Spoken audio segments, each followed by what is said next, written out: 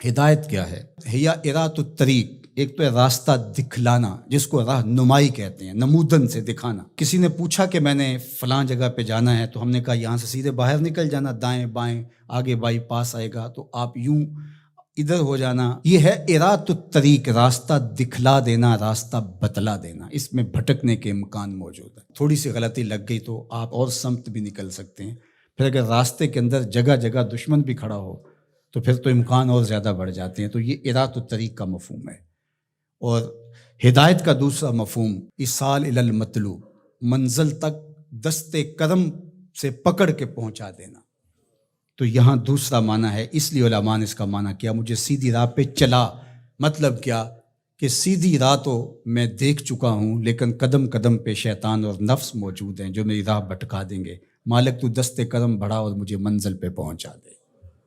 اللہ اکبر۔ تو یہ ہے ایصال الی المطلوب، تو ہدایت کا یہ مفہوم۔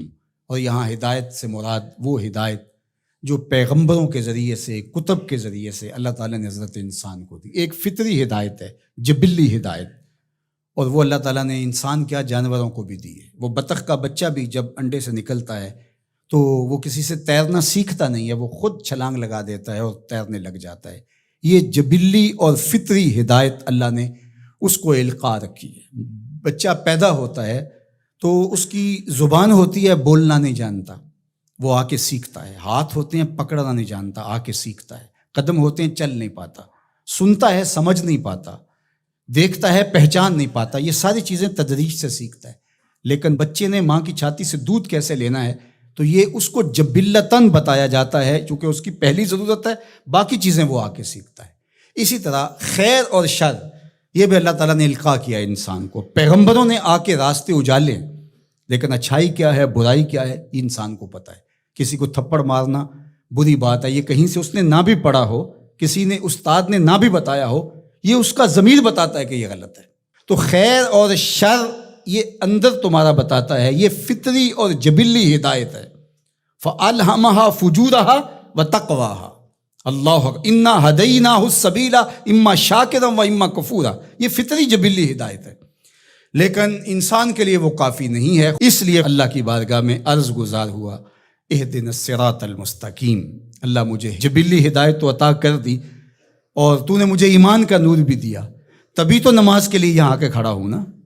وضو کیا ہے، مسجد میں آیا ہے، لباس پہنا ہے، ہاتھ باندھے ہیں، قبلہ رخ کیا ہے، اور پھر بھی ہدایت مانگ رہا ہے، تو پھر اس کا مطلب یہ ہے کہ یہ استقامت ہدایت پہ مانگ رہا ہے، اور ایصال الی المطلوب والی ہدایت طلب کر رہا ہے کہ جگہ جگہ شیطان موجود ہے، مجھے بھٹکا دے گا، میرے مالک مجھے منزل مقصود تک پہنچا دے۔ صراط مستقیم، سیدھی راہ۔ اس کا ایک معنی لکھا کہ الاسلام ہے، کہ صراط مستقیم اسلام ہے، مجھے اسلام کا راستہ عطا کر دے۔